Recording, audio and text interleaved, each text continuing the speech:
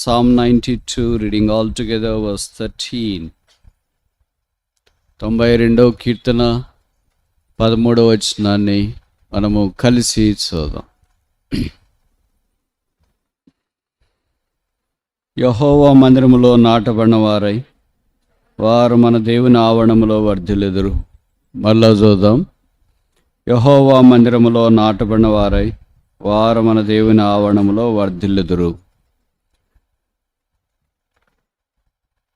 యేసు ప్రభువు యందు విశ్వాసం ఉంచిన వారు వర్ధిల్లాలని దేవుని యొక్క దయాపూర్వకమైన సంకల్పం. వారు భౌతికమైన ఆధ్యాత్మికమైన వలయాల్లో లోకానికి ఏమాత్రం తీసిపోకుండా వర్ధిల్లి ఆయన నామాన్ని ఘనపరచాలని దేవుని యొక్క ఏర్పాటు. ఉదయకాలం ఈ వచనాన్ని ఆధారం చేసుకొని ఒక 5 విషయాలు మన గమనానికి తీసుకురాబడ్డాయి. మొదటిది ద పర్సన్, వ్యక్తి, ఆయన యెహోవానికి జ్ఞాపకం చేయబడింది. రెండవది ద ప్లేస్, స్థలం, మందిరము అని తెలియపరచబడింది. మూడవది నాటబడుట, ప్లాంటేషన్ అనే సంగతి కూడా మనం జ్ఞాపకం చేసుకున్నాం. నాలుగవది వారు, పీపుల్, నాటబడిన ప్రజలు అక్కడ కనిపిస్తున్నారు.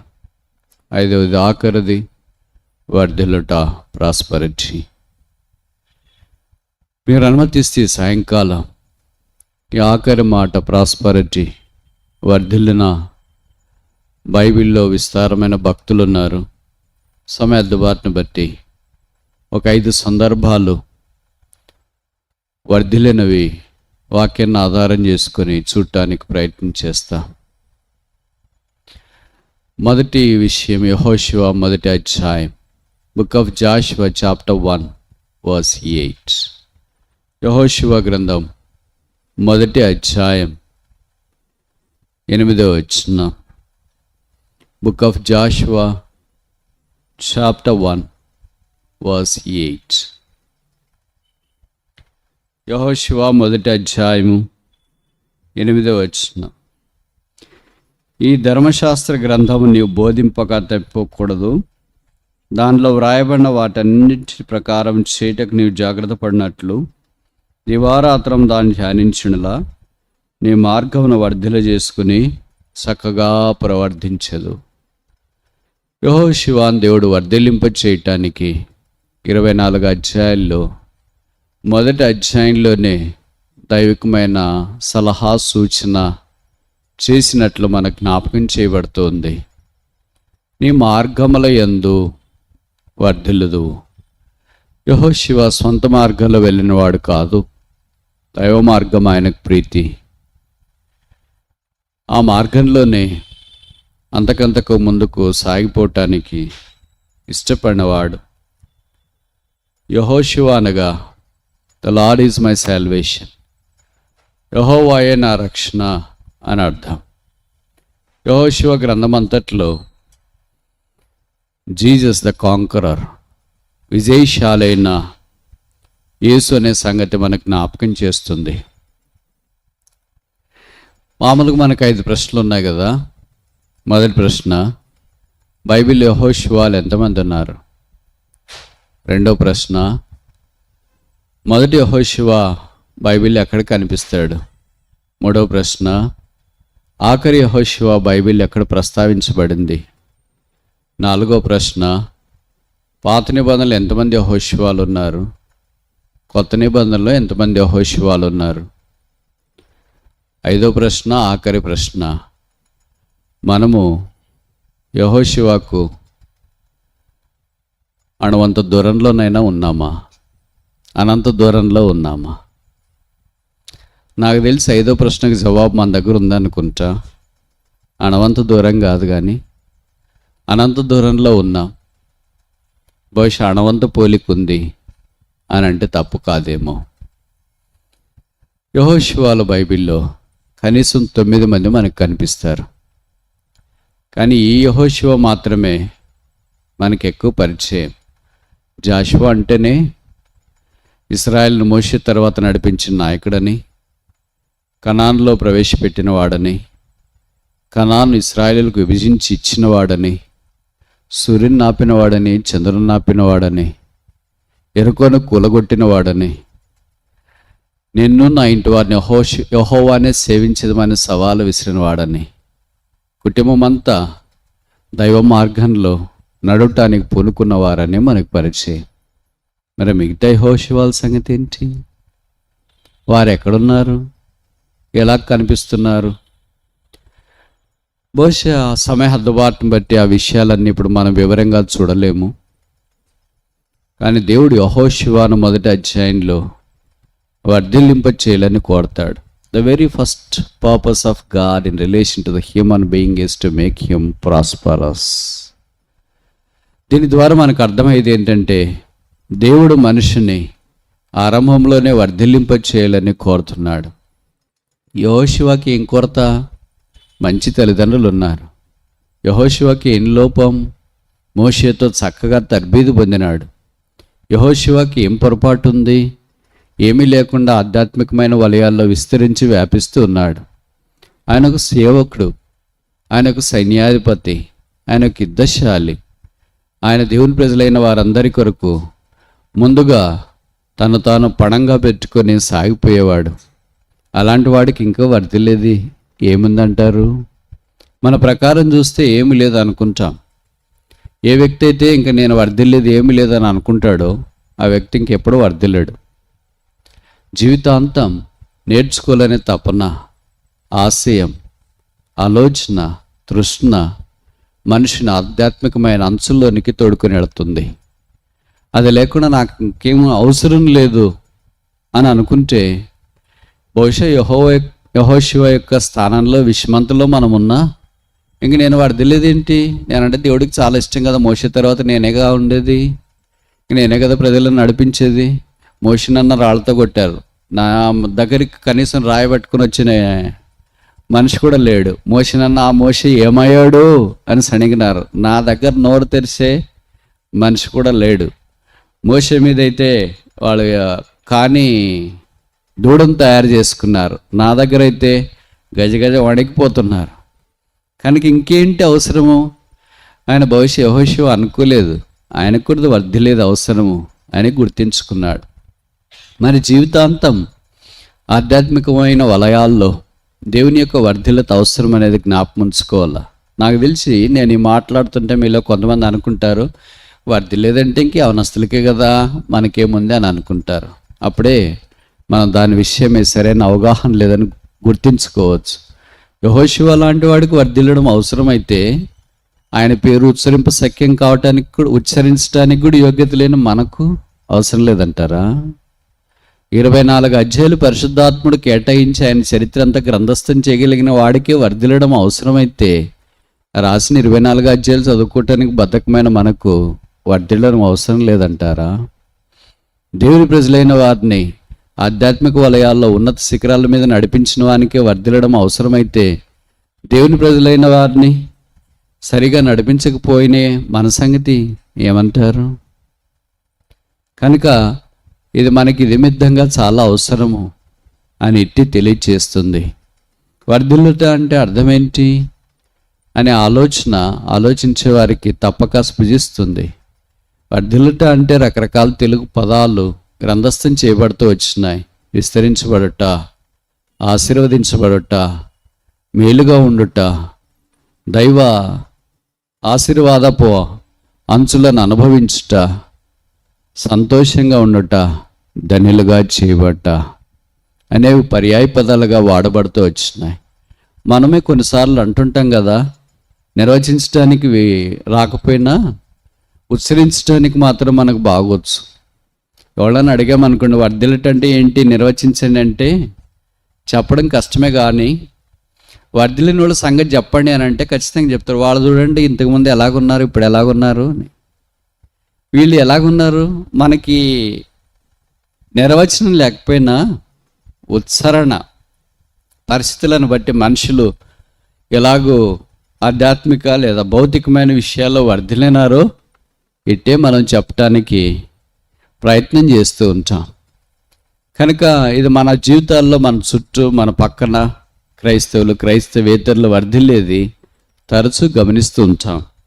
దేవుడు మనందరము అలాంటి అనుభూతిలోనికి రావాలని కోరుతున్నాడు. యెహోషువ 24 అధ్యాయాల్లో అక్కడ చిన్న పొరపాట్లు జరిగించినా దేవుడు ఆయన ధైర్యపరిచి ముందుకు సాగిపోవటానికి వాడుకుంటూ వచ్చినాడు. యెహోషువ హాయి మీదకి వెళదాం అనుకున్నప్పుడు తన దగ్గర ఉన్న పరివారము, అంతమంది ఎందుకు లేండి బ్రదర్, చిన్న ఊరే కదా, ఇవాళ కొంతమంది వెళ్తే సరిపోద్ది అన్నారు. ఎలాంటి నాయకుడైనా చుట్టుపక్కల ఉన్న లాబీ ప్రభావితం చేసే అవకాశం ఉందని మనకు తెలియపరచబడుతుంది. వాళ్ళ భార్య కావచ్చు, పిల్లలే కావచ్చు, ఎల్డర్సే కావచ్చు, గోత్రకర్తలే కావచ్చు, గొప్పవారే కావచ్చు, సామంతులే కావచ్చు, సైన్యాధిపతులే కావచ్చు. ఇది దావీదుకు కూడా మినహాయింపేం కాదు, అలాగే యెహోషువకు కూడా మినహాయింపే కాదు. యెహోషువ వారి మాట నిజమే కదా, లాజికల్గా ఇట్స్ వెరీ ట్రూ. మానవ రీత్యా ఆలోచిస్తే చాలా బాగుంది. హాయ్, చిన్న ఊరే కనుక అంతమందికి వెళ్ళడం అవసరం ఏముంది, తక్కువ మంది వెళితే సరిపోద్ది అని అనుకున్నారు. అక్కడ వాళ్ళ అంచనాలు తలకిందులు అయిపోయాయి. ఓటం వారిని దాపరించింది. ఏం చేయాలో తోచలేదు. ఆ సంగతి యెహోషువకు వినపడింది. ఆయనే వెళ్ళలేదు యుద్ధానికి. అప్పుడు యెహోషువ ఏడ్చినట్లుగా వాక్యంలో మనం చూస్తాం. ఆయన 2 కాళ్ళ మధ్యలో, మోకాళ్ళ మధ్యలో తలంచుకొని ఇంకేం చేయాలి, నాలాంటి వాడికి అప్పచేయమ్మా. మనలాంటి వాళ్ళు అయితే బహుశా ఏడుస్తున్నామంటే అర్థం ఉండొచ్చు, ఎందుకంటే మనదంతా అపజయాల పరంపరే కదా.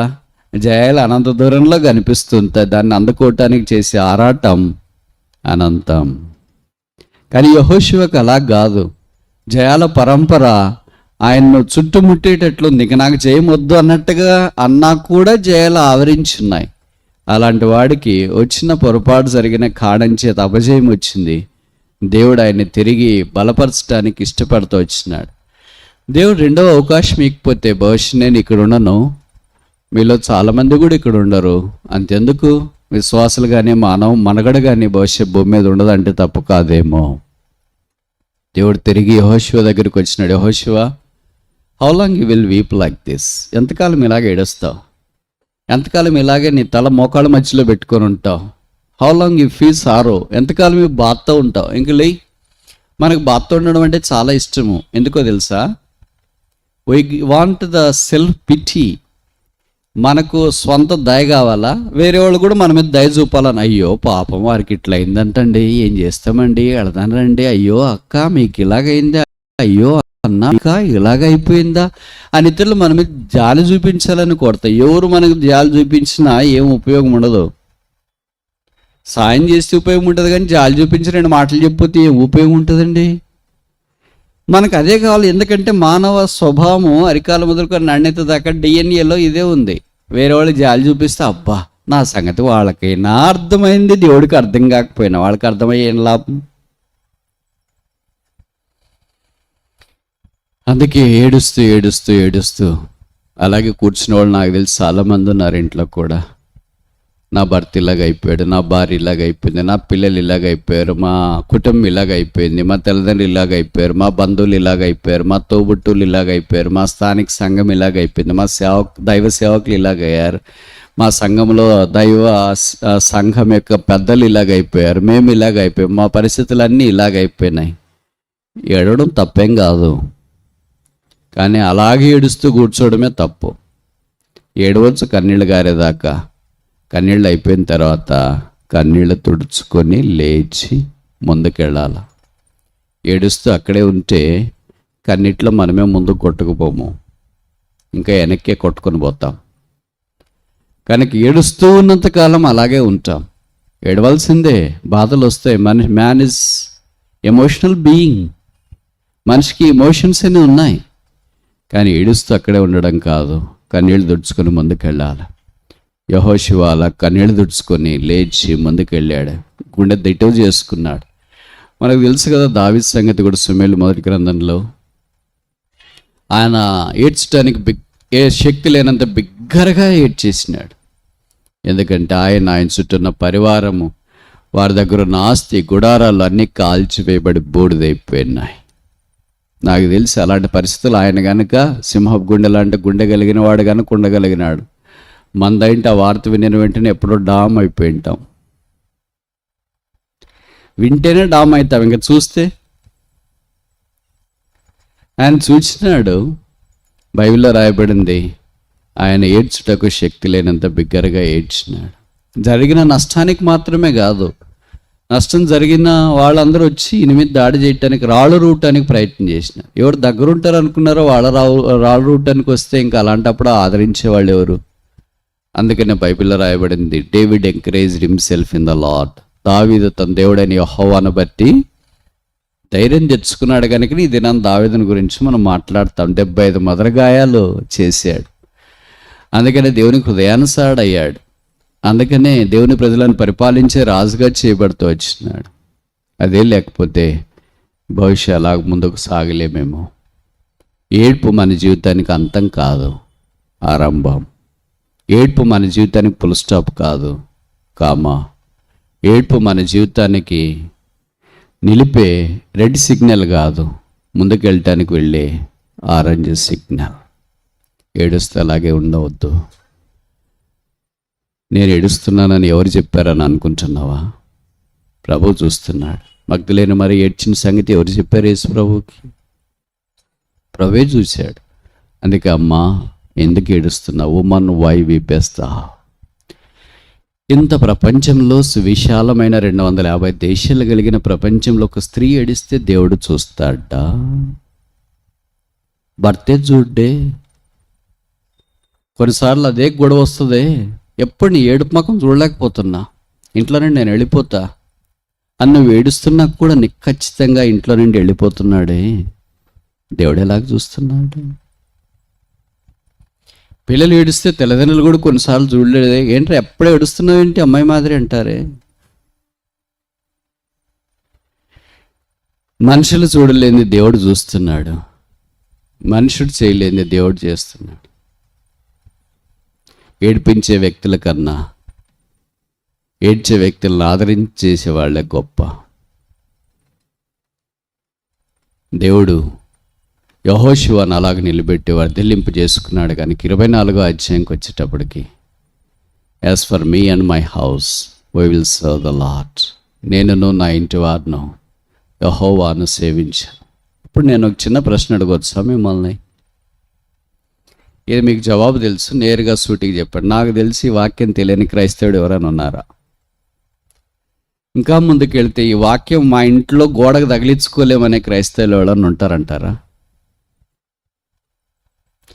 ఈ వాక్యము క్రైస్తవ లోకానికి సుపరిచిత. నాకు తెలిసి ఈ వాక్యం లేకుండా ఏ క్రైస్తవ ఇల్లు లేదంటే తప్ప కాదేమో. That is called prosperity. వర్ధిల్లుట అంటే దేవుడు తన యొక్క తీర్మానాన్ని ఆ తరానికి మాత్రమే కాదు, ఇప్పుడు ప్రస్తుత తరానికి కూడా వర్ధిల్లింపు చేసి వ్యాపింపజేస్తూనే ఉంటాడు. అందుకే వాళ్ళన్నా గృహ దర్శనానికి ఎప్పుడైనా మేము వెళ్ళినా ఆ గృహంలో వాళ్ళు మాకు ఇలాగ చెప్తుంటారు, బ్రదర్ మా కొరకు ప్రార్థన చేయండి అని. ఏమని ప్రార్థన చేయలే బ్రదర్ అంటే వాళ్ళు చెప్పేది ఇదే, మేము కూడా యెహోషువ వలె వీళ్ళంతా ప్రభుని సేవించాలని ప్రార్థన చేయండి. What a climax of the decision and devotion. వారి యొక్క తీర్మానం, భక్తి ఎంత పరాకాష్ఠకి చేరింది. యెహోవా మందిరంలో నాటబడిన వారై దేవుని ఆవడంలో వారు వర్ధిల్లెదరు. వర్ధిల్లిన యెహోషువ అని చూసిన. రెండోది చూస్తామా?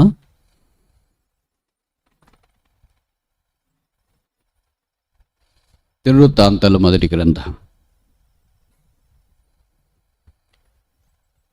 22:11. 1 Chronicles chapter 22 verse 11. దినవృత్తాంతాల మొదటి గ్రంథం 22వ అధ్యాయం 11వ వచనం. నా కుమారుడా, యెహోవా నీకు తోడుగా ఉండునుగాక. నీవు వర్ధిల్లి నీ దేవుడైన యెహోవా నిన్ను గురించి సెలవిచ్చిన ప్రకారము ఆయనకు మందిరమును. ఇది దావీదు సొలొమోనుతో చెప్పిన మాట, సలహా, ఆజ్ఞ, బోధ. సొలొమోను వర్ధిల్లినవాడు.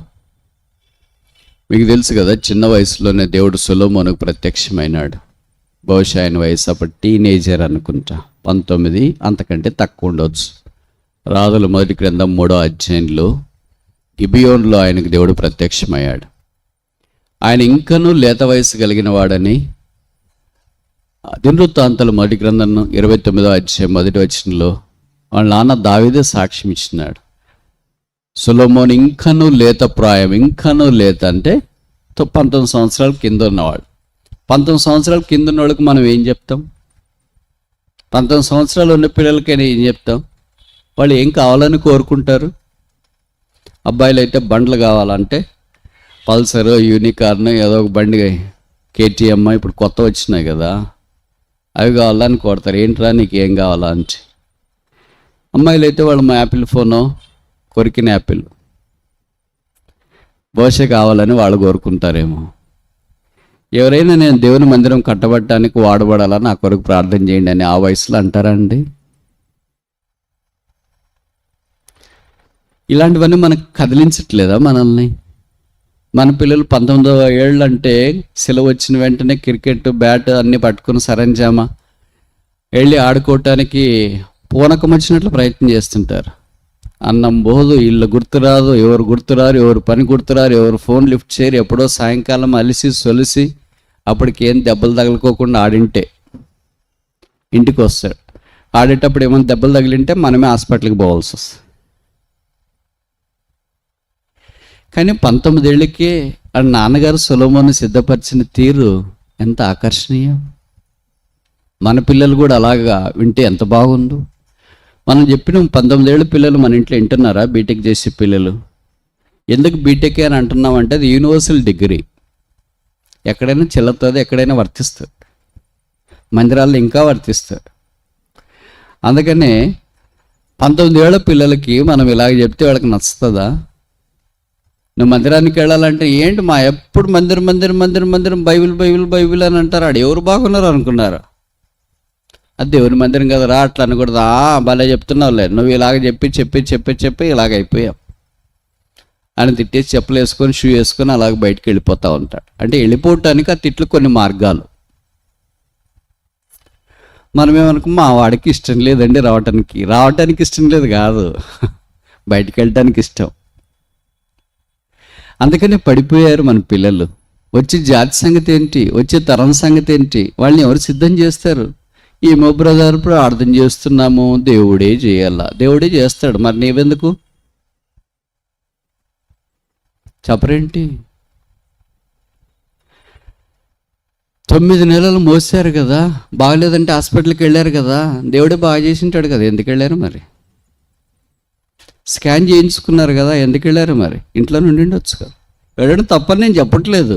మీరు తీసుకునే జాగ్రత్తలన్నీ మీరు తీసుకున్నారు భూమి మీదకి తీసుకురావటానికి.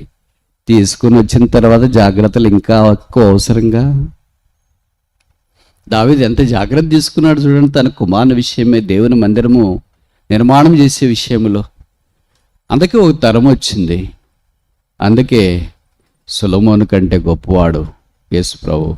యేసుప్రభు సొలొమోను గురించి 2 సార్లు ప్రస్తావించాడు తెలుసా? తన నోటితోనే కొండ మీద ప్రసంగంలో చెప్పాడు, సొలొమోను కూడా వీటి వలె అలంకరించబడలేదు, సొలొమోను వైభవం కంటే మిక్కిలి వైభవం కలిగింది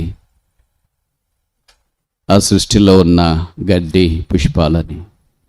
2వది మత్తయి సువార్తలో అన్నాడు, greater than Solomon is here. సొలొమోను కంటే గొప్పవాడు ఇక్కడ ఉన్నాడు.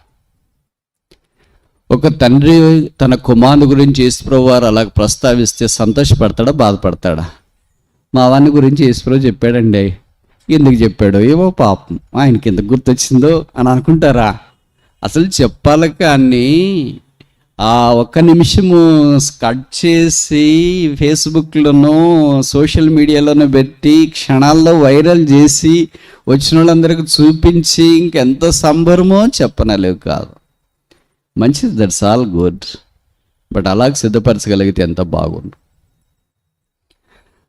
ఆ 19 ఏళ్లప్పుడే సొలొమోను దేవుడు అంత గంభీరమైన దానికి సిద్ధం చేసినాడు.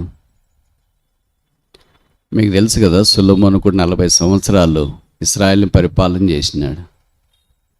బహుశా ఆయన 19-20 ఏళ్ళు ఆ ప్రాంతానికి రాజు అయ్యాడేమో.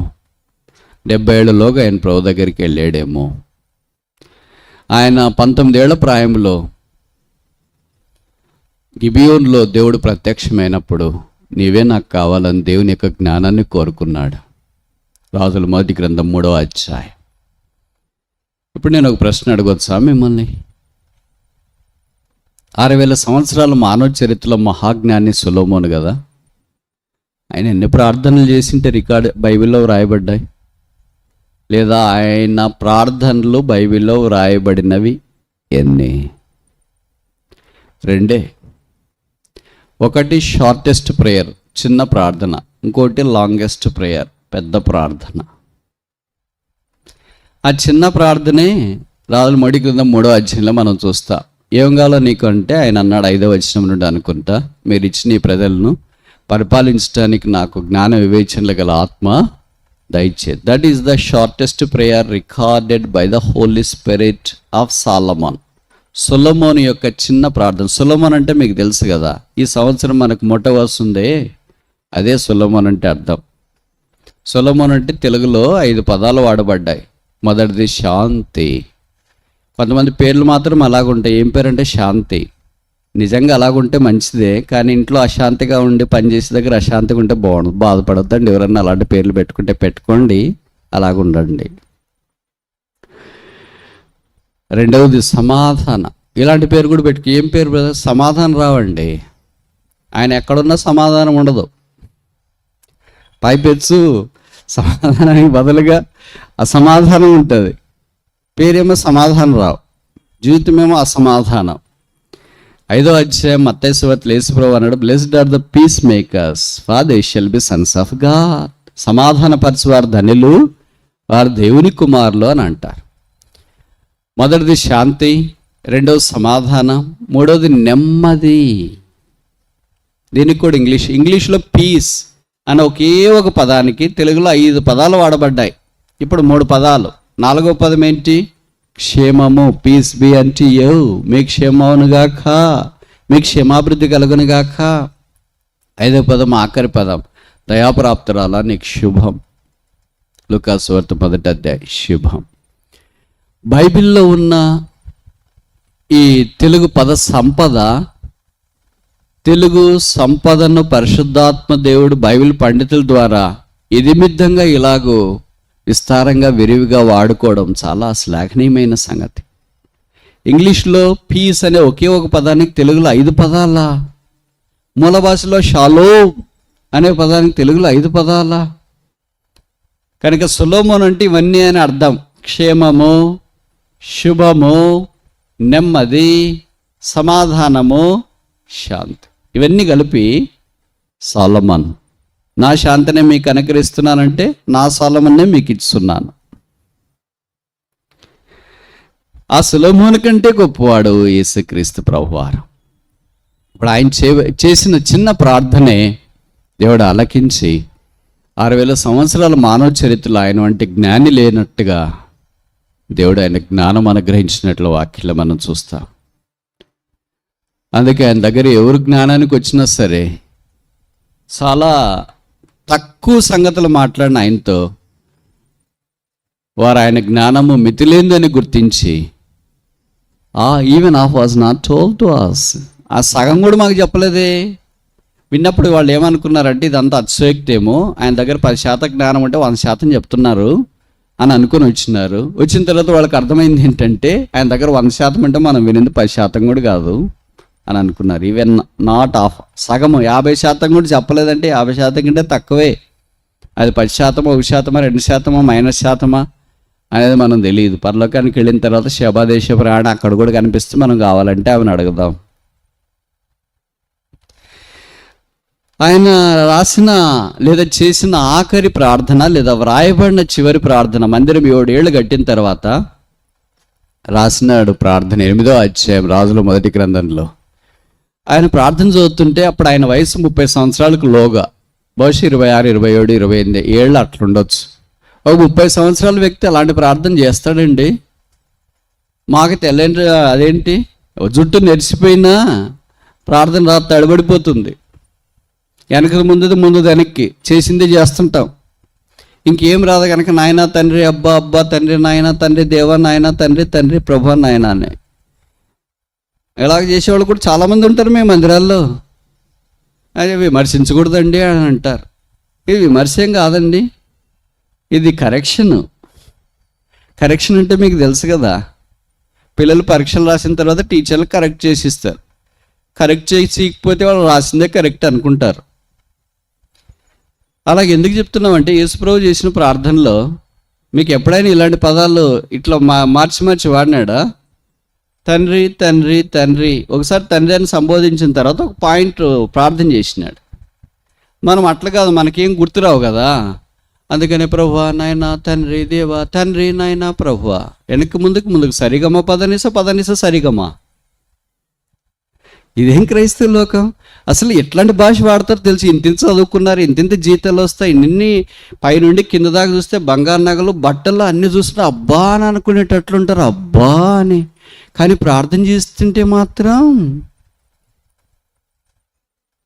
ఆరాధన వింటుంటే మాత్రం వీళ్ళ ఇలాగ చేసేది. ఏమైంది వారికి? దేవుని వాక్యంతో ఉన్న పరిచయం. 30 ఏళ్ళ సొలొమోను ఇలాగ ప్రార్థన చేస్తుంటే కండ్లు బయర్లు గమ్ముతున్నాయి. ఏం ప్రభువా అంత అలాగ ప్రార్థన చేశాడా? ఎంత revolution! The revolution of explosion. విస్ఫోటనం వలె ప్రభుని గురించి ఆయనకి ప్రత్యక్షత కలిగింది. అందుకే బైబిల్లో రాయబడింది, గిబియోనులో దేవుడు ప్రత్యక్షమై. ఒక మనిషికి దేవుడు ప్రత్యక్షమైనప్పుడు అలాంటి ఎక్స్ప్లోషన్ ఆఫ్ రెవల్యూషన్ వస్తుంది. ప్రత్యక్షత యొక్క విస్ఫోటనం జరుగుతుంది. మనకు జరగట్లేదు కనుక అక్కడే తిరుగుతున్నాం. ఇప్పుడు మీ ఇంట్లో నేను ఇది చెప్పేది తప్ప అనుకుంటున్నారు కదా. మీ ఇంట్లోనే కొడుకు వచ్చి అన్నాడు అనుకో, డాడీ అని. ఏంట్రా అని అంటావు. మమ్మీ అంటే ఏంట్రా అంటావు. అలా కాకుండా మిమ్మల్ని డాడీ అనే దగ్గర నాయన తండ్రి, నాయన డాడీ, పప్ప డాడీ తండ్రి, నాయన అంటే మెంటలా నీకు? ఒకసారి చెప్తే అర్థం కదరా. విషయం ఏంటో చెప్పు. కాదండి వారి మీద ఎందుకంటే మీరు అలాగ మాట్లాడతారు. వాడు మాట్లాడేది నీకు అర్థం కావట్లేదు, అయినా పడట్లేదా? మెంటలా వాడికి? కాదండి మీ మీద అభిమానం. భలే అభిమానంతో పిలిచేవాళ్ళు ఇలాగ పిలుస్తారు. ఏదో ఒకటన్నా పిలవాలి, నాయన అన్న పిలవాలి, తండ్రి అన్న పిలవాలి, పాప అని పిలవాలి. ఏదో ఒక్కోసారి ఒకటన్నా పిలిస్తే ఏదో అర్థం ఉంటుంది. కానీ ఒకేసారి ఇన్ని పిలిస్తేనే మనకి ఇంత కోపం వస్తే, మరి దేవుడి దగ్గరికి పోయి కూడా మనం తండ్రి దేవా నాయన తండ్రి ప్రభువా తండ్రి అంటే దేవదులు అనుకుంటే మెంటలో వచ్చినట్టు. మాకు రాదు కదా మీ భాష. మీరు ఎట్లా నేర్చుకున్నారు? ఎక్కడ నేర్చుకున్నారు? తెలుగులోనండి. కొంతమంది మందిరాల్లో తెలుగు మాట్లాడతారు. దేవుడా, అసలు ఈ భాష ఎక్కడుందో నాకే అస్సలు అర్థం కాదు. ఇది నేను ఇవన్నీ ఎందుకు చెప్తున్నానో తెలిసిన, సొలొమోను యొక్క ప్రార్థన మనకు సవాళ్ళు. మీరు ఏం చదువుతారో మరి బైబిల్ నాకు తెలియట్లేదు. ఒక్కోసారి అవన్నీ చదివినప్పుడు అనిపిస్తే, ప్రభువా 30 ఏళ్ళకి ఇంతగా వివేచన వచ్చింది, మాకు ఇంత గడిచిపోతుంది, తల వెంట్రుకలు నేర్చిపోతున్నాయి, కొంతమందికి ఏమో తల బోర్డు చేయబడుతుంది, కాళ్ళ చేతులు షుగర్ వచ్చి అణికిపోతున్నాయి, ఒక పదం కూడా పలకటానికి రాదు కదా ప్రభువా. దేవుడి దగ్గరికి వచ్చి బైబిల్లో రాయబడింది, ఆయన మన మధ్య కుర్చీలో కూర్చొని సింహాసనం మీద కూర్చొని ప్రార్థన చేయలేదంట. ఇక్కడ రాయబడిన మాట ఏమో తెలుసా? ఆయన సమాజం ఎదుట మోకరించి చేతులెత్తి యెహోవా సన్నిధిని ఇలాగ ప్రార్థన చేశాను.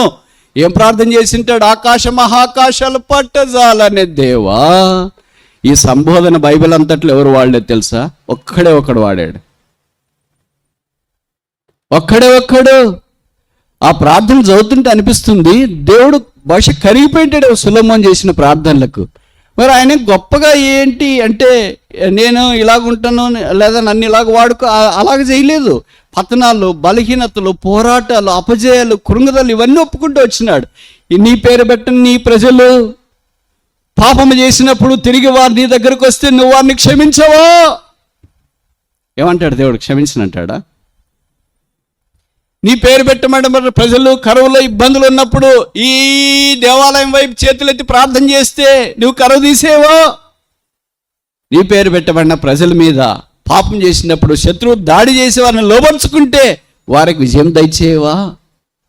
అంటే భవిష్యత్ జ్ఞానం. ఇవన్నీ చేయబోతున్నారు వాళ్ళు. ప్రజలు యుద్ధంలో ఓడిపోతారు, కరువులు వస్తాయి, ఖడ్గాలు వస్తాయి, అనారోగ్యాలు వస్తాయి, కృంగుదలు వస్తుంది. ఇవన్నీ వాళ్ళు చేయబోతున్నారు కనుక వారికి చేయవా. That is the longest prayer ever recorded in the Bible. యేసుప్రభు చేసిన 17వ అధ్యాయంలో ప్రార్థన కూడా దాంతో పోలిస్తే చిన్నదే. అర్థమవుతుందా? The wisest man prayed the longest prayer for the greatest cause called the great house of God. అందుకే ఇప్పటికీ మందిర ప్రతిష్ఠ అంటే నాకు తెలిసి ఖచ్చితంగా ఆ ప్రార్థన వాక్యం చెప్పకుండా మానరు అనుకుంటా. అందుకే మందిరాల్లో కూడా రాసింటారు, I have hallowed this house, my heart and my mind shall be there perpetually. ఈ మందిరం నేను పరిశుద్ధపరిచి ఉన్నాను, నా కనుదృష్టియు నా మనస్సును ఎల్లప్పుడూ అక్కడ. 8వ అధ్యాయంలో అంతా ప్రార్థన చేసిన తర్వాత 9వ అధ్యాయంలో దేవుడు మంత్రముగ్ధుడైపోయాడేమో. అందుకే సొలొమోనుకు మరలా కనిపెడి, I have hallowed this house, నేను ఈ మందిరాన్ని పరిశుద్ధపరిచిన్నాను, నా కనుదృష్టి నా మనస్సు. ఇప్పుడే మాత్రమే కాదు, నువ్వు ఉన్న ఈ 40 ఏళ్ళు మాత్రమే కాదు, it shall be there perpetually. That is the prayer. Prosperity brings perpetuality. If there is no perpetuality in our prosperity, there is no meaning in our prosperity. మనం వర్ధిల్లేది ఎల్లప్పుడు ఉండేటట్లుగా ఉండాలా, మన తరానికి మాత్రమే కాదు. మనం వర్ధిల్లేది మన తరానికి కూడా రాకుండా ఉంటే వచ్చే తరాల సంగతి ఏంటి? ఇప్పుడు కూడా అలాంటి వాక్యం మందిరాల్లో లేని మీరు గమనిస్తారండి? ఎవరైనా డెడికేషన్కి వెళ్ళినప్పుడు సాధారణంగా వాక్యం చెప్పుకుని ముగించేది మీరు ఎప్పుడైనా విన్నారండి? అది ఖచ్చితంగా కనిపిస్తూనే ఉంటుంది. అలాంటి ప్రార్థన ఆయన చేయగలిగినాడంటే ఎంత అద్భుతమైన ఉన్నత శిఖరాల్లోనికి వెళ్ళాడు. మరి మన సంగతి ఏంటి? 30 ఏళ్ళకి అలాగ ప్రార్థన చేయగలిగితే మనకు చాలా బాధేస్తుంది. నాకు కూడా ఎందుకు చేయలేకపోతున్నా. ఇంకొంతమంది తెలుగు మాట్లాడతారు, ఎంత ఘోరంగా మాట్లాడతారు తెలుసా? ఇవన్నీ నేను ఓపెన్గా ఎందుకు చెప్తున్నానంటే మిమ్మల్ని విమర్శించడం కాదు. ఇంకా కొంతమంది అంటారు గోదావరి వెటకారం అంటారు. వెటకారం కూడా కాదు, ఇది సరి చేసుకోవటానికి ఇది ఒక చిన్న ప్రయత్నం. చేసుకోండి. ఎంతకాలం అలాగే ప్రార్థన చేస్తారు? ఎంతకాలం ఆ తెలుగు వాడతారు? మీలో కొంతమంది వాడే తెలుగు బైబిల్లో లేదు, వార్తాపత్రికల్లో లేదు, టీవీల్లో లేదు, ఎక్కడా లేదు. మీ దగ్గర ఒక్కటే ఉంటుంది. ఎక్కడ నేర్చుకున్నారు, ఎట్లొచ్చిందో ఏమో నాకు అర్థమే కాదు. కొంతమంది పెద్ద స్పీకర్లు కూడా, పెద్ద సేవకులు కూడా కొన్ని పదాలు నేను చెప్తా. నీ సన్నిధిలోకి వచ్చి ప్రార్థన చేస్తూ వస్తూ ఉన్నాము తండ్రి. వస్తూ ఉండేది ఏంటి? ప్రార్థన చేస్తా ఎక్కడైనా బైబిల్లో రాశారా? ఆరాధిస్తూ వస్తూ ఉన్నాం ప్రభువా. ఆరాధిస్తూ వస్తూ ఉండేది ఏంటి? ఎక్కడికి వస్తూ? బైబిల్ ఏం రాయి? ఆరాధించుతున్నాము, ప్రార్థన చేయించున్నాము, మనవి చేయించున్నాము, విజ్ఞాపన చేయించున్నాము. ఈ మాటల చేత దైవ సింహాసనాన్ని కదిలించడానికి బదులుగా ఆరాధన చేస్తూ వస్తూ ఉన్నాము తండ్రి, వాక్యం చూస్తూ వస్తూ ఉన్నాము తండ్రి. ఏంటి చూసేదేంటి, వచ్చేదేంటి? ఎక్కడికి వస్తున్నారు? ఏం చదువులేని ఒక అరామకుడు ఏదో మైకి ఇచ్చినప్పుడు ఇలాంటి మాటలు చెప్తే పర్లేదులేండి, ఆయనకి చదువులేదు కానీ అనుకోవచ్చు. ఇంతింత జీతం వచ్చేవాళ్ళు, ఇంతింత చదివిన వాళ్ళు, ఇంతింత పెద్ద పెద్ద సంఘాలకు సేవకులు, ఎల్లర్లు, వాళ్ళు చేసే ప్రార్థనలు, వాళ్ళు చేసే బోధలు విని నాకు చెవులు చిల్లు అంటున్నాయి. వెళ్ళి చెప్పదామా అనిపిస్తుంది, మళ్ళీ బాధపడతారేమో అని భయం వేస్తుంది. ఏంటి అది భాష? రిఫైన్ చేసుకుంటే ఎంత బాగుంటుంది తెలుసా? కత్తిరించుకుంటే ఎంత బాగుంటుంది తెలుసా? మారితే ఎంత బాగుంటుంది తెలుసా? మేము ప్రార్థన చేస్తున్నాం, లేదా వాక్యం మనం చూస్తాం, వాక్యం చదువుకుందాం, వాక్యం బోధిస్తాం, ఆరాధిస్తాం, ప్రభు పరిచర్లో పాలు పొందాం. ఇలా మీరు పరిచర్లో పాలు పొందుతూ వస్తూ రండి. ఇది అనౌన్స్మెంట్ అండి. చెప్పరేంటి మీరు? ఈ తెలుగు ఎప్పుడైనా విన్నారా మీరు? మేమందరిలో లేదా? ఉంది, నాకు తెలుసు. ప్రతి మందిలో ఇలాంటి పండితులు ఉంటారు. వాళ్ళు పామర్లు కాదు, పండితులే. మనం అందరం ఈ సొలొమోను యొక్క ప్రార్థనలు చదివితే ఎంత బాగుందో. సొలొమోను ప్రార్థన దేవుడు ఆలకించినాడు. అందుకే ఆయన విశ్వాసాన్ని గణపరిచి ఆయన వర్ధిల్లినట్లుగా దేవుడు వాడుకుంటూ వచ్చినాడు. సొలొమోను కంటే గొప్పవాడు, సొలొమోను వర్ధిల్లింపజేసిన వాడు మనల్ని కూడా వర్ధిల్లింప చేయాలని కోరుతాడు. Every Christian prosperity is perpetuality. ప్రతి క్రైస్తవుడు వర్ధిల్లుట అనేది ఎల్లప్పుడూ ఉండేది, సదాకాలం ఉండేది. అది సొలొమోను ద్వారా దేవుడు మనకు నేర్పిస్తూ వచ్చినాడు. ఇది నన్ను అదే వర్ధిల్లేదైతేనే వాక్యానుసారమైంది, వాస్తవమైంది, ప్రభు దృష్టికి యోగ్యమైంది. అలా కాకుండా ఉంటే లోకస్తులు కూడా వర్ధిల్లుతున్నారు కదా అనేదంతా మనం సరిపెట్టుకోవచ్చేమో. మూడో చూస్తామా? టైం అయింది, ముగిస్తాం మరి చూసి.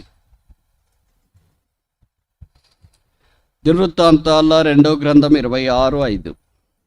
2 Chronicles chapter 26 verse 5. దినవృత్తాంతాల 2వ గ్రంథం 26వ అధ్యాయం 5వ వచనం.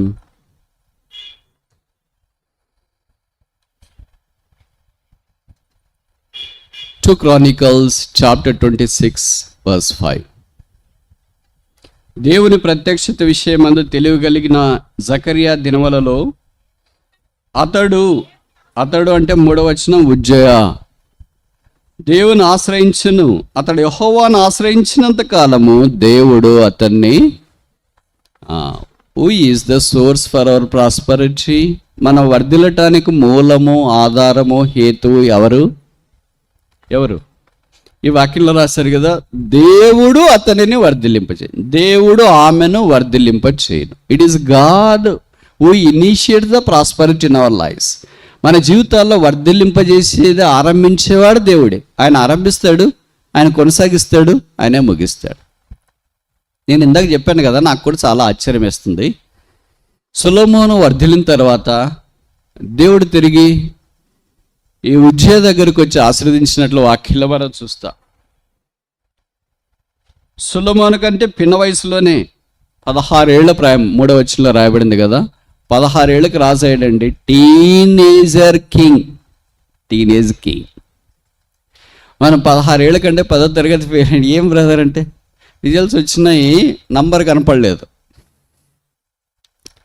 ఈ బైబిల్ చదివితే నాకు చాలాసార్లు అనిపిస్తుంది, ప్రభు బైబిల్ ఏమి ఇట్లుంది, మా జీవితాల్లో ఏమి ఇట్లున్నాయి ఏంటి, ఎక్కడ సింక్ కావట్లేదే.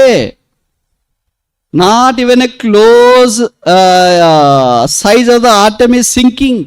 ఓ అణవంతగైనా, ఒక పరిమాణవంతగైనా కానీ బైబిల్తో మా జీవితాలు ఏకీవించట్లా, ఫ్రీక్వెన్సీ మ్యాచ్ కావట్లేదు ఏంటి. 16 ఏళ్ళకి మేమేంటి 10th క్లాస్ ఫెయిల్ అయిపోయి ఏం చేయాలో దిక్కలోచగా మీ సేవా కేంద్రాల్లో ఎదురుగా నిలబడి ఆల్ టికెట్ తీసుకుంటా ఉంటే 16 ఏళ్ళకి సింహాసనం మీద కూర్చున్నాడే. అది ఎన్నేళ్ళు పరిపాలన చేసినాడంటే 52 సంవత్సరాలు. One of the longest reigning king. సుదీర్ఘకాలంలో 52 సంవత్సరాలు పరిపాలన చేయడం సాధ్యమైద్దండి? మామూలుగా మన దేశంలో అమెరికాలోనైతే 4 ఏళ్ళు ప్రెసిడెంట్, 2వ టర్మ్ వస్తే ఇంకో 4 ఏళ్ళు, 8 ఏళ్ళకి ఖచ్చితంగా నువ్వు మళ్ళీ గెలిచే అవకాశం ఉన్నా కూడా నువ్వు you have to demit your office ఇంకా ఎన్నికల్లో పోటీ చేయడానికి లేదు. మన భారతదేశంలోనైతే ప్రయత్నం చేయొచ్చు సత్యదాకా, కానీ గెలిపించే వాళ్ళు ఉండాలి కదా.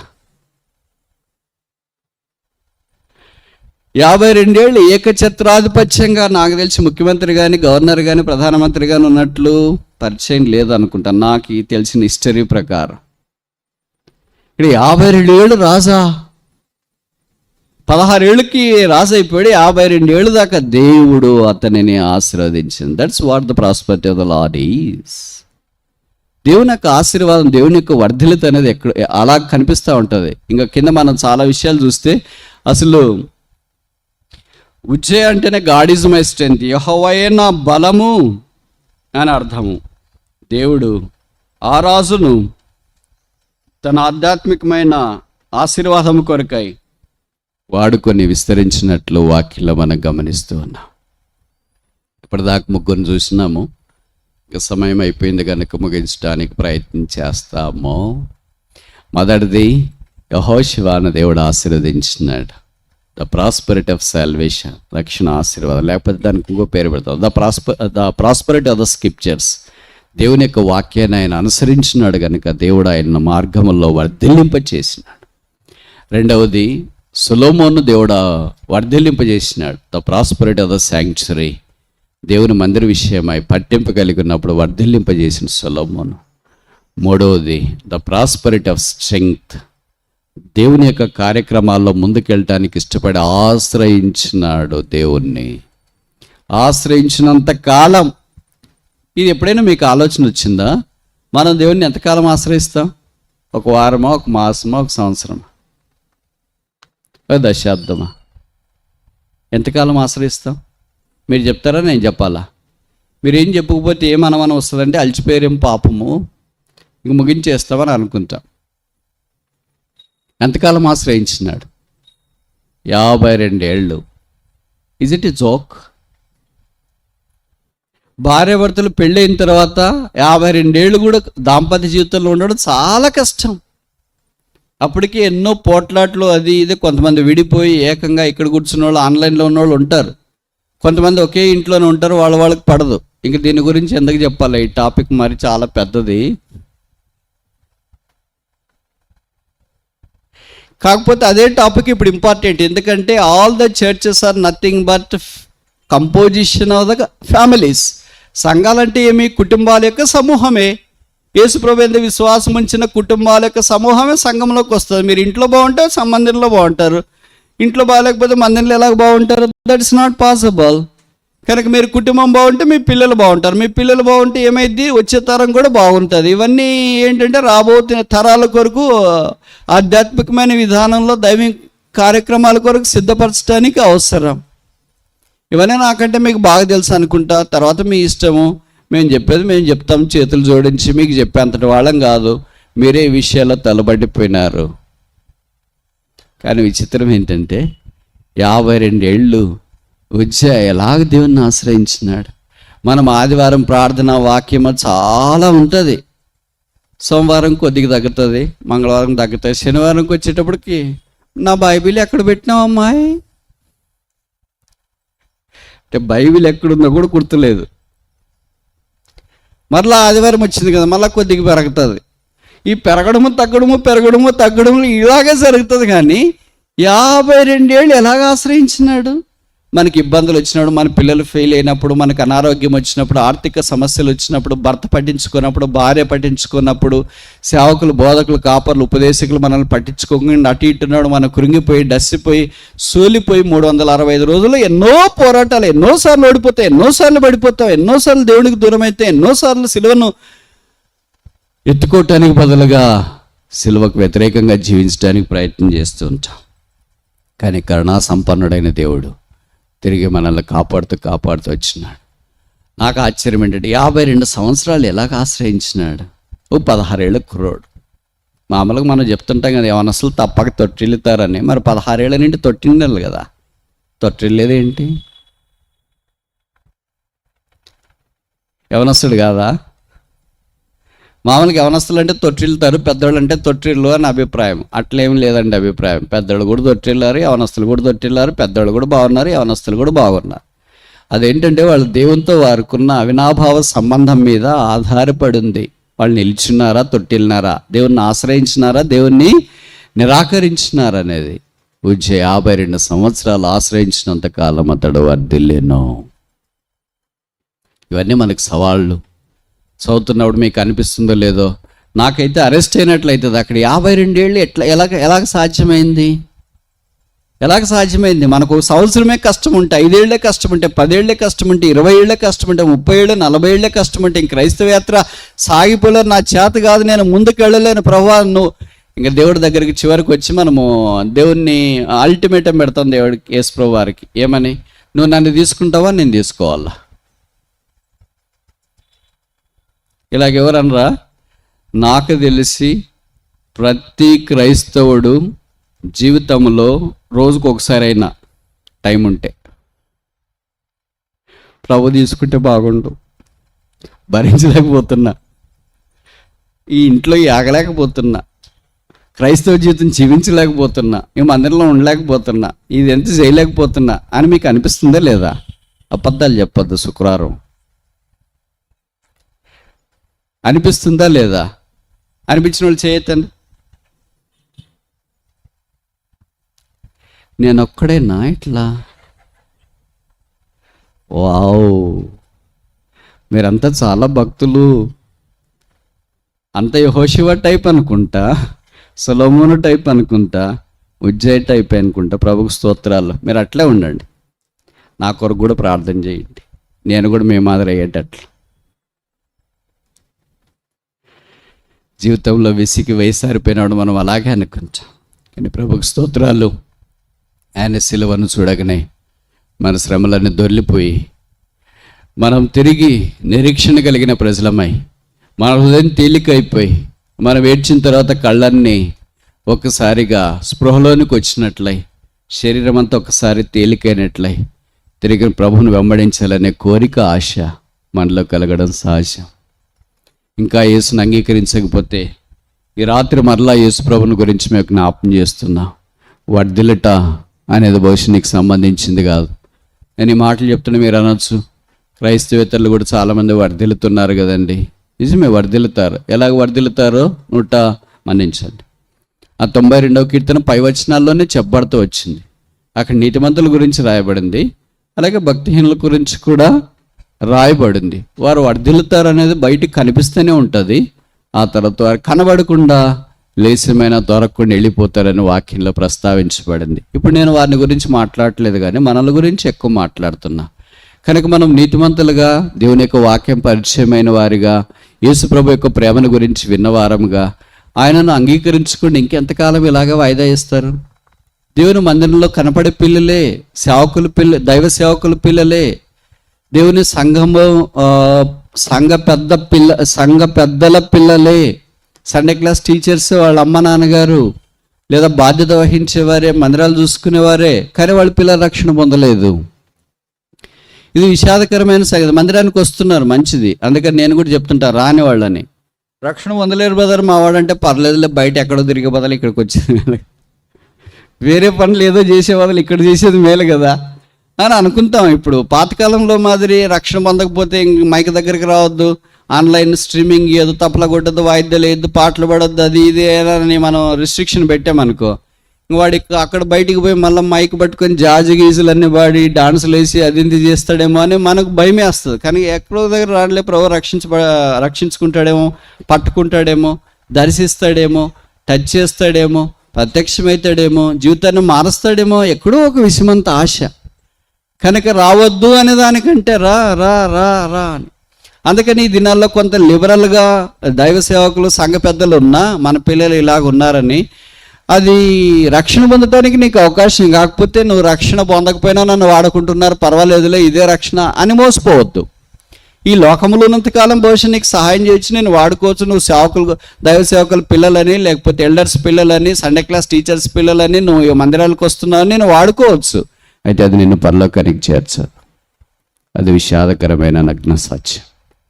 నువ్వు పరలోకానికి వెళ్ళాలని దేవుని యొక్క ఉద్దేశం, నువ్వు వర్ధిల్లాలని దేవుని యొక్క ఉద్దేశం, నీలో సమాధానం, సంతోషం రావాలని దేవుని యొక్క ఉద్దేశం. ఎంతకాలం యేసుక్రీస్తుని అంగీకరించకుండా జీవించడానికి ప్రయత్నం చేస్తావు? యేసు ప్రభు మానవాకారాన్ని భూమి మీదకి దిగి వచ్చినాడు. మనుషులమైన మన కొరకై దేవుడు మానవుడయ్యాడు. అందుకే ఆ యేసు ప్రభు వారు గలతీ 4:4 చెప్పబడింది, కాలము సంపూర్ణమైనప్పుడు దేవుడు తన కుమారుణ్ణి పంపాను. In the fullness of time God sent forth his son. యేసుక్రీస్తు ప్రభు వారు మానవుడిగా ఈ భూమి మీదకి దిగి వచ్చి, మానవుడిగా జీవించి, మానవుడిగా చనిపోవటానికే ఇష్టపడ్డాడు. మీకు తెలుసు కదా, నాకంటే బాగా పరిచయం అనుకుంటా, 6000 సంవత్సరాల మానవ చరిత్రలో తల్లి గర్భములో పుట్టిన నాడే భూమి మీద ఒక మనుషుడు రాబోతున్నాడన్న సంగతి ఆ తల్లికి తెలిసింది. మీలో చాలామంది తల్లిదండ్రులు ఉన్నారు కదా, మీ గర్భములో దేవుడు పిండాన్ని నిర్మించినప్పుడు మీరు గర్భవతులను తెలియటానికి కనీసం 1 నెల పైన అయిపోద్ది. 6000 సంవత్సరాల మానవ చరిత్రలో ఒక్క వ్యక్తికి, యేసుక్రీస్తు ప్రభు వారికి మాత్రమే ఏ దినాన తల్లి గర్భంలో పరిశుద్ధాత్మ దేవుని ద్వారా పిండముగా చేయబడ్డాడో ఆ దినానే ఆ తల్లికి తెలిసింది. అలాంటి తల్లి భూమి మీద ఎవరు లేరు. ఆమె పేరే మరియా. గాబ్రియేలు వచ్చినాడు, దయాప్రాప్తురాలా నీకు శుభం, దేవుడికి తోడైనాడు, నువ్వు కుమారుని కంటావు, ఆయనకి యేసని పేరు పెడతావు. ఆమె నెల దాకా ఎదురు చూడాల్సిన పని లేదు. ఆ తర్వాత గర్భవతి కాదా కన్ఫర్మ్ చేసుకోవాల్సిన అవసరం లేదు. అది మానవ కోటిలో స్త్రీల చరిత్రలో ఒకే ఒక స్త్రీకే జరిగింది. దేవుడు మానవుడికి భూమి మీదకి రావటానికి, తాను కన్య గర్భాన ఈ భూమి మీద ఉద్భవించడానికి దిగి వచ్చాడు. ఆయన పాపం లేనివాడిగా జన్మించినాడు, పాపం లేనివాడిగా జీవించినాడు. ఆయన నాలో పాపం ఉన్నదని మీలో ఎవడు స్థాపించగలడని సవాలు విసిరాడు. ఈ భూమి మీద ఉన్నంత దినాల్లో పాపులను ప్రేమించినాడు. ప్రతి మనుషుని యొక్క కన్నీరు తుడటానికి ఆయన ఈ భూమి మీదకి వచ్చినాడు. అదొక ఊరు. ఆ ఊరికి వాళ్ళంత దూరాన యేసుప్రభు ఆయన శిష్యులు ఊర్లోనికి వస్తున్నారు. అయితే ఊర్లో ఉన్న సంగతి ఏంటంటే, భార్య భర్తలు చాలా అందంగా ఉన్నారు. భవిష్యత్తులో మ్యారేజ్ ఏమో మనకు తెలియదు. వారు పెళ్లి చేసుకున్న తర్వాత దేవుడు ఒక వారి దాంపత్య జీవితాన్ని ఆశీర్వదించిన తర్వాత వాళ్ళకు ఒక కొడుకునిచ్చినాడు. కొడుకు బాగా పెరుగుతున్నాడు, పెద్దవాడు అవుతున్నాడు, స్కూల్కి వెళ్తున్నాడు. తెలుగులో ఒక సామెత ఉంది కదా, ఒక దినంలోనే బండ్లు ఓడలు అయితే ఓడలు బండ్లు అవుతాయి. జీవితాలు చిత్రమవుతాయి. అలాగూ ఈ ఇంటి యజమానుడు ఎందుకో రోడ్లోకి అలాగే వెళ్ళిపోయాడు. అకస్మాత్తుగా యాక్సిడెంట్ జరిగింది, చనిపోయాడు. రోగం వచ్చింది, చనిపోయాడేమో. యాక్సిడెంట్ జరిగి చనిపోయాడేమో. మొత్తానికి ఆయన చనిపోయాడు. భార్య వైధవ్యంతో బయటికి రావటానికి ధైర్యం లేకుండా, ఇంట్లో ఉండటానికి త్రాణాలు లేకుండా మంచం పట్టింది. ఇరుగు పొరుగు వచ్చి ఆమెను ధైర్యపరిచినారు, కన్నీరు తుడిచినారు. అమ్మాలి, నీ కుమారుని చూసుకో, బాగు బ్రతుకు బ్రతుకు బ్రతుకు అన్నారు. ఏం చేస్తాం, ఇంకా నా భర్త లేకపోతే నేను ఎవరి కొరకు బతకాలా? ఆయన ఉన్నాడనే నేను ఇంతకాలం బతికాను, ఆయనే నా బలము. ఇప్పుడు ఆయనే లేకపోతే నేను ఎలాగ బతకాలా? నిజమేనమ్మా, మీరు చెప్పేవన్నీ వాస్తవమే. భర్త లేని వ్యక్తిని ఊహించుకోలేము, ఆ కష్టాలు భరించలేము. అది ఎవరికి సంభవించకూడదు అనుకుంటాం, కానీ సంభవించింది. కానీ కుమారుడు ఉన్నాడు కనుక భర్తను కుమారులో చూసుకొని నువ్వు బ్రతుకు, లేవు లేవు లేపారు. కొంతకాలం అయింది, పిల్లవాడు కూడా బాగా చదువుకుంటున్నాడు. బహుశా ఇంటర్మీడియట్కి వచ్చినాడేమో తెలియదు. ఉన్నట్టుండి ఆ పిల్లను కూడా ఏదో అనారోగ్యం వచ్చింది. బతుకుతాడు అనుకుంటావు, దినాన్ని చనిపోయాడా. ఇరుగు పొరుగు వచ్చినారు. భర్తను కోల్పోయిన స్త్రీ, కుమారుని కోల్పోయిన స్త్రీ, వైధవ్యంతో ఉన్న స్త్రీ, పిల్లలు లేని స్త్రీగా మిగిలిపోయి దుఃఖం వర్ణనాతీతమై దుఃఖ సాగరంలో కొట్టుకొని పోతుంది. ఆమె అలాగుంటే ఇరుగు పొరుగు ఉంటారు కదా, వచ్చిన వాళ్ళు కుమారునికి అవసరమైన సామాగ్రి అంటే భూస్థాపన కొరకు అన్ని సిద్ధం చేసినారు. పాడి మీద మోసుకొని వెళుతున్నారు.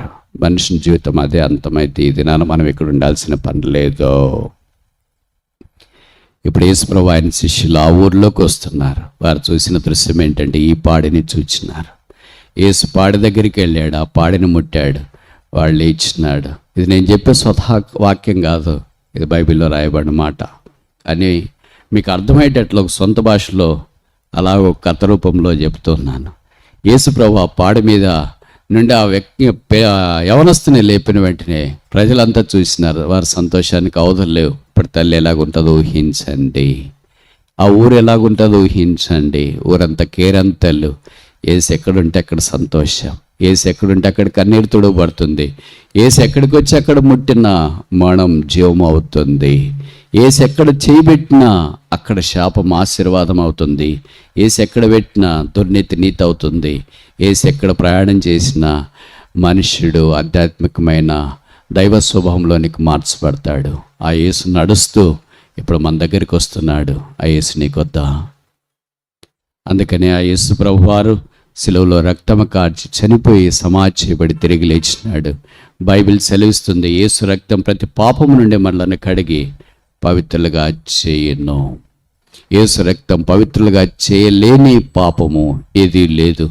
యేసు రక్తం పవిత్రులుగా చేయలేని మనుషుడు ఎవరినూ లేరు. యేసు పవిత్రుడు గనుక ఆయన దుఃఖొచ్చు ప్రతి పాపిని పవిత్రులుగా చేయాలని దేవుని యొక్క ఉద్దేశం. ఆ రక్షణ నీకొద్దా? ఆ మారు మనసు నీకొద్దా? ఆ శాంతి నీకొద్దా? ఆ సమాధానం నీకొద్దా? ఆ శుభము నీకొద్దా? ఆ క్షేమము నీకొద్దా? ఆ ఆశీర్వాదము నీకొద్దా? ఆ జీవము నీకొద్దా? ఆ పరలోకం నీకొద్దా? మునికోలలకు ఎదురుతన్నతో దైవ చిత్తాన్ని నిరాకరిస్తూ దేవుని సంకల్పాన్ని త్రోసివేస్తూ భక్తులైన తల్లిదండ్రులు, సేవకులు, బోధకులు, సంఘ పెద్దలు వీరందరి మాట నిరాకరిస్తూ సంఘాన్ని తృణీకరిస్తూ ద్వేషిస్తూ మునికోలలకు ఎదురుతన్నతో ఎంతకాలం ఈ యాత్రను కొనసాగిస్తావు? కొత్త సంవత్సరంలోకి వచ్చిన ఒక మాసం గడిచిపోయింది, రెండో మాసంలోనికి వచ్చిన ఇంకా అలాగే వెళ్తావా? మారవా?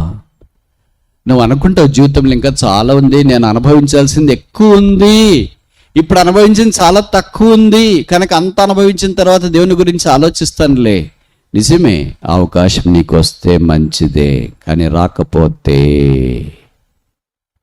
నువ్వు ఆరోగ్యంగా ఉన్నప్పుడే మరణం వస్తే, నువ్వు ఆరోగ్యంగా ఉన్నప్పుడు యేసుని అంగీకరించుకున్నప్పుడు యేసు ప్రభువే రెండవ రాకళ్ళు వస్తే నీకంటే ఘోరమైన వ్యక్తి ఎవరు ఉంటారు? నువ్వు మందిరంలోనే ఉండి మందిర పనుల్లో పాలు పొంది సేవకుల పిల్లలై ఉండి ఎల్డర్స్ పిల్లలై ఉండి సండే క్లాస్ టీచర్స్ పిల్లలై ఉండి మీటింగ్లకు వచ్చి 20 ఏళ్ళుగా జరుగుతున్న మీటింగ్లకు వచ్చి రక్షణ పొందకుండా ఉంటే నరకానికి వెళ్ళిన తర్వాత ఏంటయ్యా నువ్వు రక్షణ పొందలేదంటే యేసుప్రభుని గురించి నాకు తెలియదు అనగలవా? యేసుప్రభు ఎవరో నేను ఎరగనగలవా? యేసుప్రభుని నేను నిరాకరించగలను అనుకున్నావా? అయ్యో, నిశ్చేష్టుడవు, నిరుత్తరుడవు. ఆ దినం నీకు సమీపించక మునిపే నిష్ఫలమైన నీ హృదయాన్ని ఫలభరితమైన హృదయంగా యేసు మార్చాలని కోరుతున్నాడు. అందుకే పాపుల యొద్దకు ఆయన వస్తున్నాడు. పాపి కొరకు పరితపిస్తున్నాడు. పాపిని ఆయన ప్రేమిస్తున్నాడు. పాపి మీద ఆయన జాలిపడి కనికరిస్తున్నాడు. ఓ పాపి, యేసును సంధించడానికి ఇష్టం లేదా? ఓ మనుష్యుడా, యేసును అంగీకరించడానికి మనసు రావట్లేదా? యేసు ప్రేమలో ఏ లోపము చూసి యేసుకు దూరంగా పరిగెత్తిపోతావు? యేసు ప్రేమలో ఏ కపటము చూసి యేసు ప్రేమ నాకు వద్దని నిరాకరిస్తావు? యేసు రక్తంలో ఏ అపవిత్రత చూసి ఈ రక్త ప్రవాహము నాకు వద్దని దాటిపోవటానికి ప్రయత్నం చేస్తావు? నీవు యేసుక్రీస్తు ప్రభుకు సంబంధించిన దాంట్లో పలానా లోపం ఉంది చెప్పటానికి కూడా నీ నాలుక బయటికి రానంత లోపము లేనివాడు యేసు. అయినా నీకు ఆయన వద్దా? అదొక ఊరు. ఒక 3 దినాలు ప్రత్యేక కూడికల కొరకై నన్ను ఆహ్వానించినారు. నేను బయలుదేరి ఇలాంటి వారాంతంలో ఆ ఊరికి వెళ్ళాను. ఊరికి వెళ్ళిన తర్వాత ఆ ఊరిలో దిగాను రైల్లో నుండి. తర్వాత భోజనానికి కొరకు చేస్తామని ఒక హోటల్కి వెళ్ళాము. ఊరికి అల్లంత దూరాన్ని వెలపట ఒక చిన్న పాక ఉంది. ఆ పాకలో బాగుంటుంది భోజనం అని అనుకున్నాం. వెళ్ళాము. ఆ పాకలో భోజనం చేసినాం. నాతో పాటు వేరే 2 బ్రదర్స్ కూడా ఉన్నారు. భోజనం చాలా బాగుంది. మాకు ఆకలేసిన దానికి బాగుందో నిజంగా బాగుందో తెలియదు. భోజనం అంతా తిన్న తర్వాత చేయి కడుక్కోవాలి కదా. అక్కడ చేయి కడుక్కోవటానికి ఆ పాకలో లోపల వసతి లేదు. పాక పక్కన ఒక సింక్ పెట్టినారు చేయి కడుక్కోవటానికి. అక్కడ చేయి కడుక్కుందామని నేను తిన్నానంతా అక్కడికి వెళుతున్నా. అక్కడ ఇంకొక ఆయన వచ్చి తెలియని ఆయన ఎవరో నాకు తెలియదు. బ్రదర్ ప్రైజ్లాడ్ అన్నాడు. ప్రైజ్లాడండి అన్నా. మీరు పలానా కదా అన్నాడు. అవునండి అన్నా. నేను అనుకున్నా నాకు ఇక్కడ పాక హోటల్లో కూడా ప్రైవసీ లేదా అని. విచిత్రం ఏంటంటే మనం తెలియదు కానీ మనం కొంతమందికి తెలిసి. ఆ మధ్యలో ఒకసారి హైదరాబాద్ నుండి ఇంకో స్థలానికి వెళుతున్నా. నేను ఇంకో బ్రదర్ ఇద్దరం కలిసి ఏసీ కోచ్లో ప్రయాణం చేస్తున్నా. అది డే టైం అనుకుంటా. అంతలోగా నేను ఏదో చూసుకుంటా ఉన్నా, పేపర్ అనుకుంటా. ఎలాగో బైబిల్ అర్థం కాదు కదా. న్యూస్ పేపర్ చూస్తూ ఉంటే నా పక్కన ఉన్న బ్రదర్ బైబిల్ చదువుతున్నాడు. ఆయన చాలా మంచి భక్తుడు. భక్తులే నా దగ్గరకు వస్తారు. అంతలోగా మా టికెట్ చూపించాలి కదా. నా టికెట్ కూడా ఆయన మొబైల్ ఫోన్లోనే ఉంది. అది ఈ టికెట్. అందులోకి టీసీ వచ్చి ఆమె ఎవరు అని చూస్తే లేడీ. ఎవరో మనకు తెలియదు, లేని మాట్లాడుకుంటారంటే సరే ఈయన మా ఇద్దరం ఇటు వెళ్తున్నాం ఆ ఊరికి, హైదరాబాద్ నుండి బయలుదేరి వందే భారత్ వెళ్తున్నామా అని చూపించిన వెంటనే ఆమె నా వైపు ఎగాదిగా చూస్తుంది. ఇదేంటబ్బా తినేసేటట్టు చూస్తుంది ఏంటి అని అనుకున్నా. అంటే ఆమె అన్నది అప్పుడు, సార్ మీరు పలానా జయరాజ్ గారా అన్నది. అవును మేమన్నా. మీ వీడియోలో మేము యూట్యూబ్లో మీ మెసేజెస్ వింటున్నామండి. ఓ గాడ్, వందే భారత్ కూడా వదిలేటట్లేదే.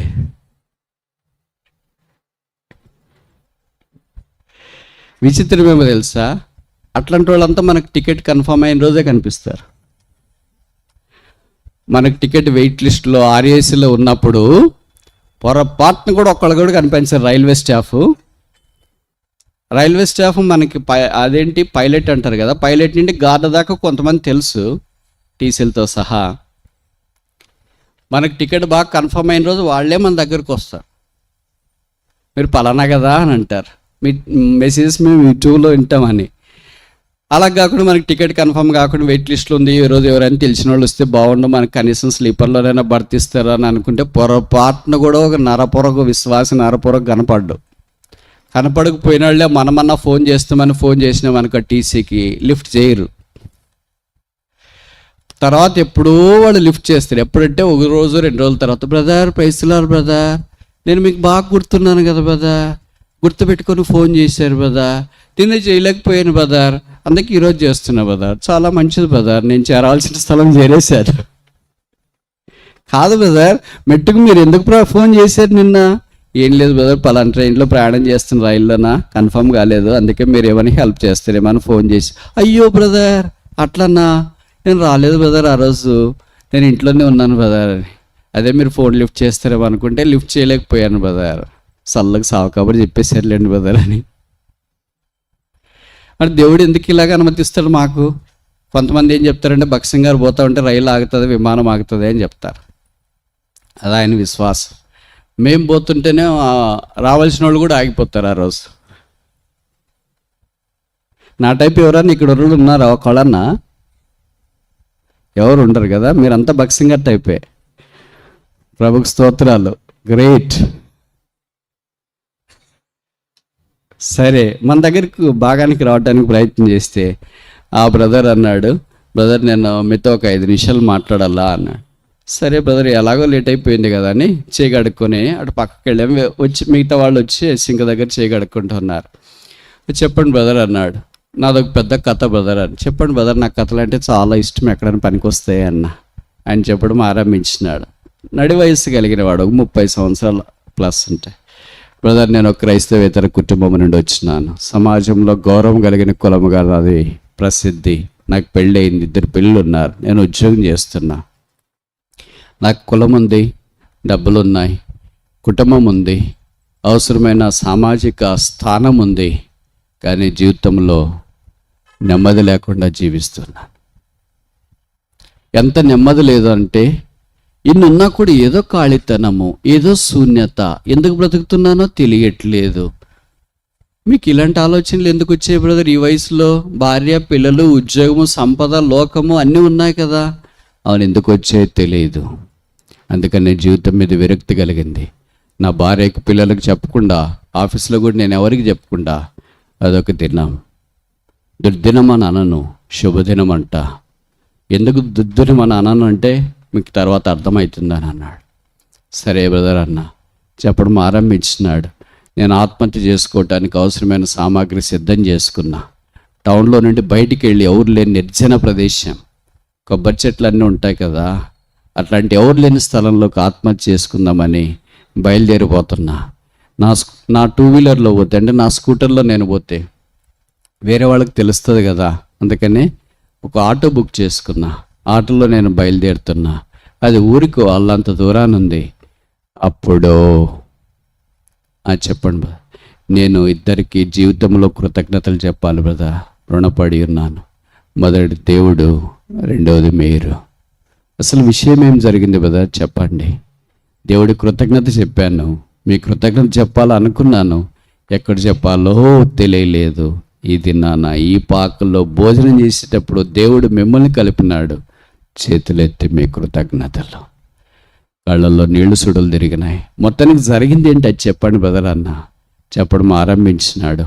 ఆటోలో పోతుంటే ఆటో నడిపే వ్యక్తి యేసు నమ్మిన క్రైస్తవుడు.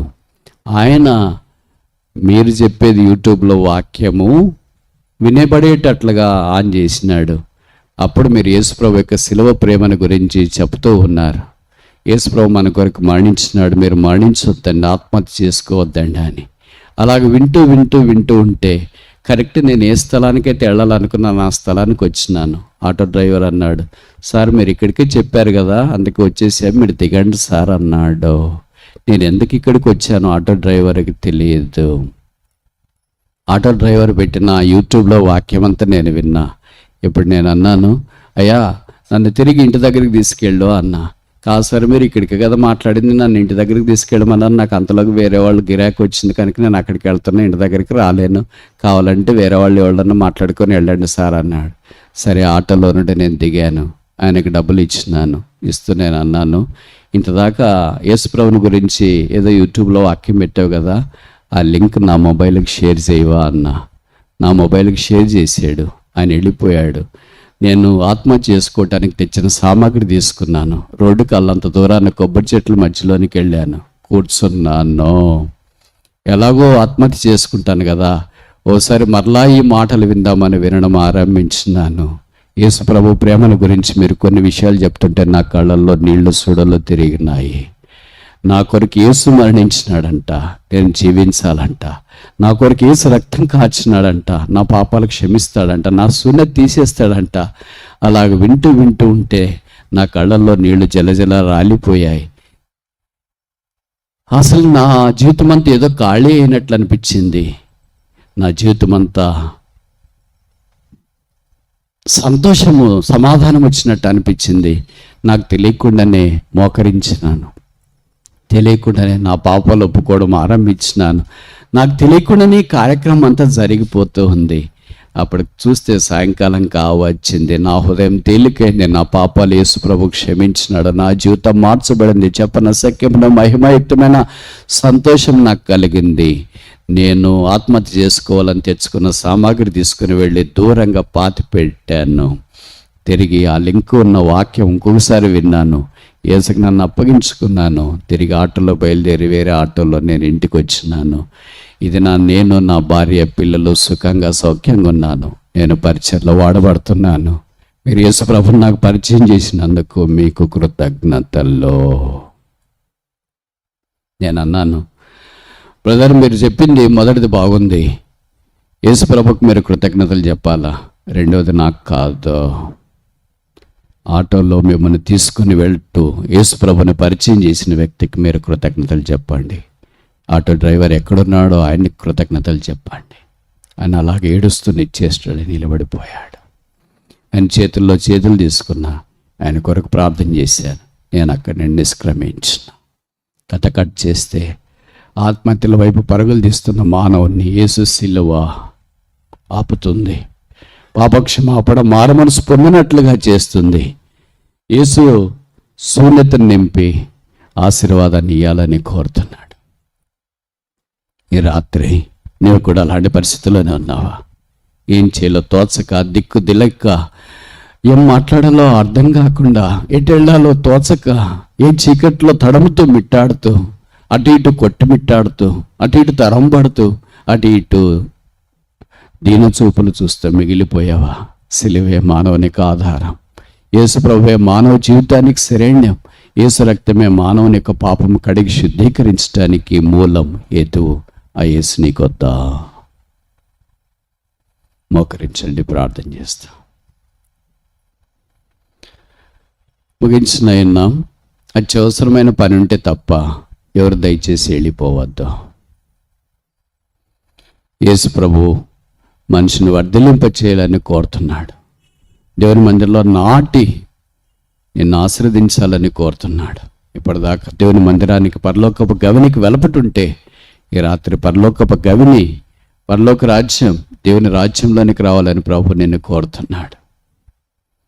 యేసు ప్రేమామయుడు, పాపుల రక్షకుడు, పాపుల స్నేహితుడు, పాపుల మిత్రుడు, పాపుల కొరకై ప్రాణం పెట్టడానికి భూమి మీదకి మానవుడిగా దిగి వచ్చినాడు.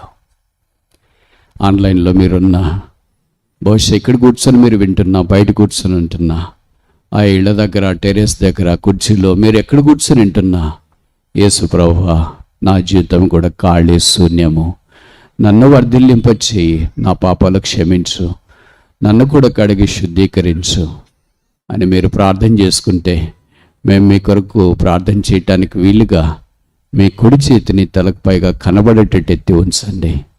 సహోదరి, దేవుడు మీ పాపాలు క్షమించును గాక.